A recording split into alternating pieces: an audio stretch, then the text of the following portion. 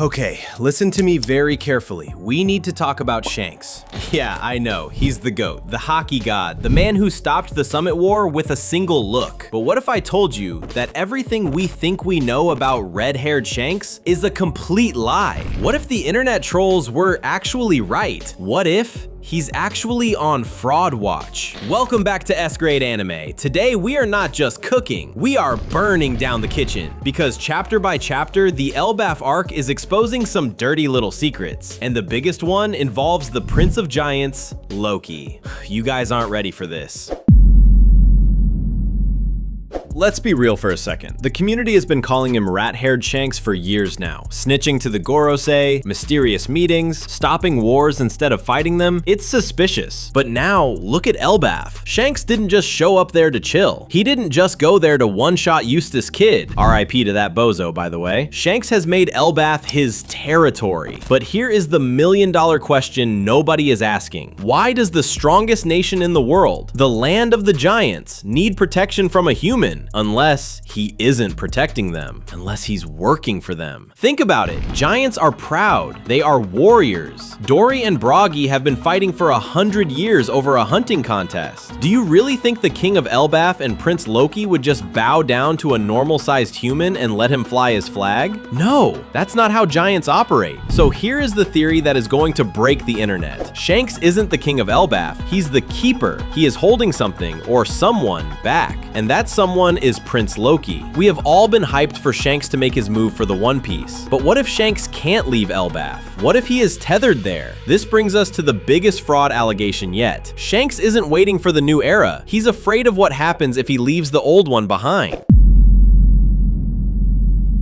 Now let's talk about Loki. We have known about this guy since Whole Cake Island. We know he proposed to Lola. We know Big Mom wanted that alliance so badly that she thought it would make her Pirate King. If only Lola had married, I would have crushed Kaido, Red Hair, and Whitebeard. Did you catch that? Big Mom put the Elbaf army above the other Yonko. That means the military might of Elbaf is broken.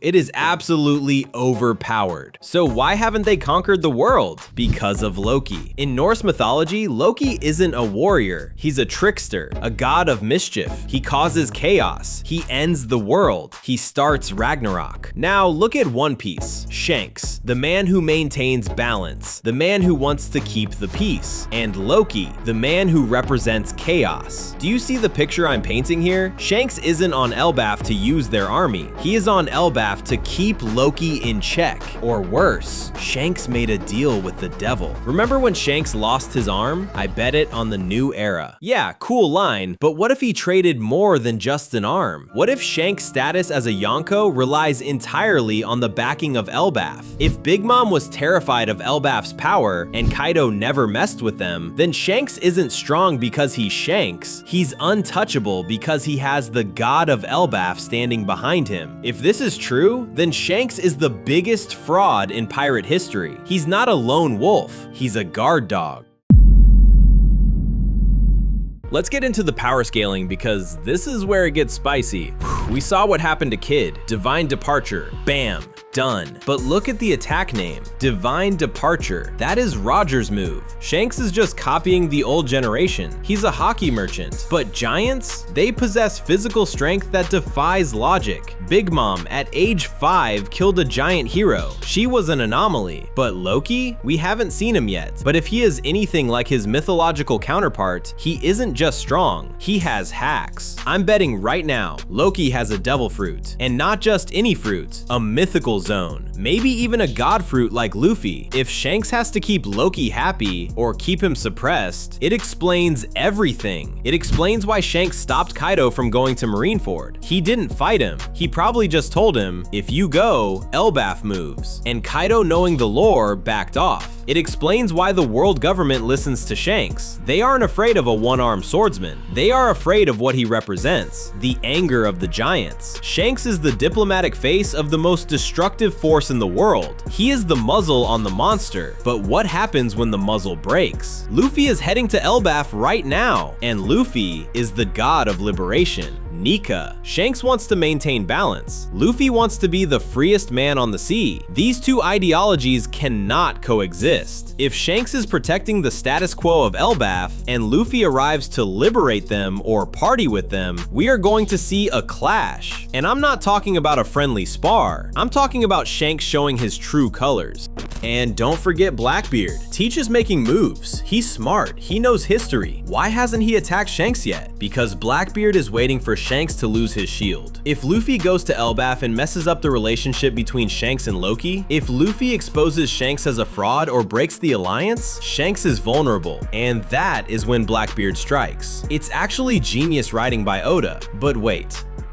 It gets darker. There's a theory circulating in the dark corners of the Japanese forums that connects Loki to the Void Century. We know the giants lived for 300 years. That means only 3 generations separate them from the Void Century. They know the history. They have the books from Ohara. Shanks definitely read those books. What if Shanks isn't protecting the world from the giants? What if he's hiding the final road poneglyph, which is actually in Loki's possession? Think about it. We are missing one stone. The one from Fishman Island. Who moved it? Roger? Whitebeard? No. It was likely taken to the safest place on Earth, Elbaf. If Shanks is the gatekeeper of the final poneglyph, then he literally decides who becomes Pirate King. That is the ultimate gatekeeping. That is the ultimate fraud behavior. Oh, you want the One Piece? You gotta get past me first. He's camping. He is literally spawn camping the final objective. This guy is unbelievable.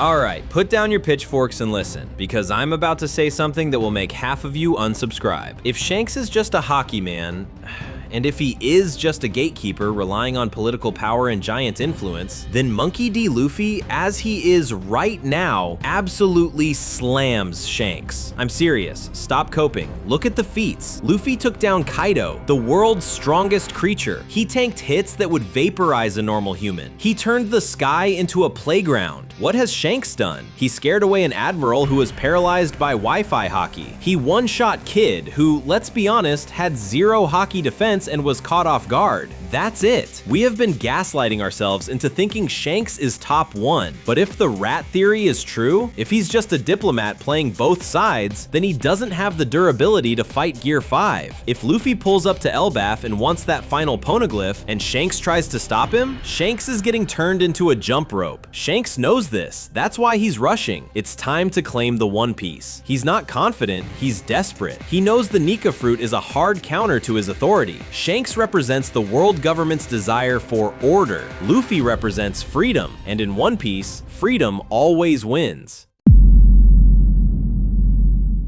But there is one massive piece of the puzzle we haven't touched yet, the God Valley incident. We know Shanks was found in a treasure chest at God Valley. We know the 5 elders imply he belongs to the Figarland family. He is a celestial dragon by blood. Now, why does this matter for Elbaf? Because the giants hate the world government. They remember Mother Carmel. They remember the lies. So why is a celestial dragon running Elbaf? Here is the dark truth. Shanks isn't there as a friend. He might be there as a warden. What if Loki, the Prince of Elbaf, tried to destroy the world once? What if he tried to start Ragnarok early, and the world government, unable to kill him, made a deal? They put their own blood, Shanks, on the island to keep watch. This turns the whole story upside down. It means Shanks isn't a pirate, he's a jailer. His crew? They aren't free adventurers, they are guards. Ben Beckman? Yasopp? They are the elite security force keeping Loki contained. This would explain why Shanks can walk into Mary Jiwa and talk to the elders. He's on their payroll. He is doing their dirty work in the new world so the Marines don't have to. If this is true, then the moment Luffy arrives on Elbaf, he isn't just visiting a new island. He is breaking into a maximum security prison disguised as a kingdom. And you know what Luffy does to prisons? He breaks everyone out.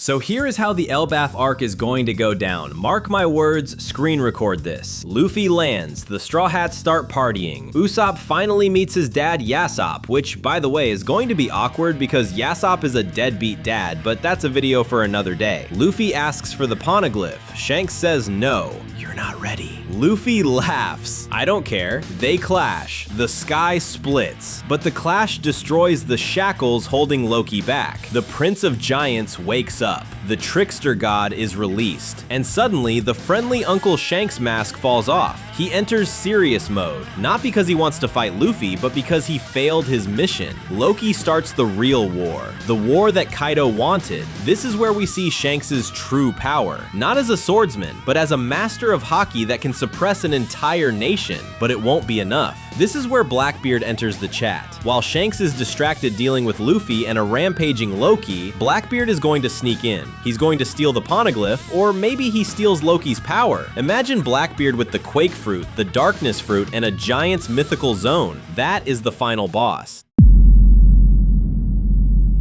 So, is Shanks a fraud? Maybe fraud is the wrong word. Maybe the right word is antagonist. We have all looked at him as the mentor, the father figure, but Oda loves to hurt us. The most painful betrayal wouldn't be Shanks stabbing Luffy in the back. It would be Shanks standing in Luffy's way because he believes freedom is too dangerous. Shanks believes in peace through control. Luffy believes in peace through freedom. They are destined to fight, and for the sake of the story, Shanks has to lose. He has to fall so the new era can rise. But hey, that's just the S-grade theory. What do you guys think? Is Shanks secretly a celestial dragon warden, or is he just waiting to get low-diffed by Blackbeard? And what the hell is Loki's devil fruit? Let me know in the comments. And if you think I'm wrong about Shanks losing to Luffy, go ahead and roast me. I read every comment. Make sure you like the video so the algorithm knows we are cooking. Subscribe if you want to see me analyze the dark secret of Usopp's power up next. I'm out. Peace.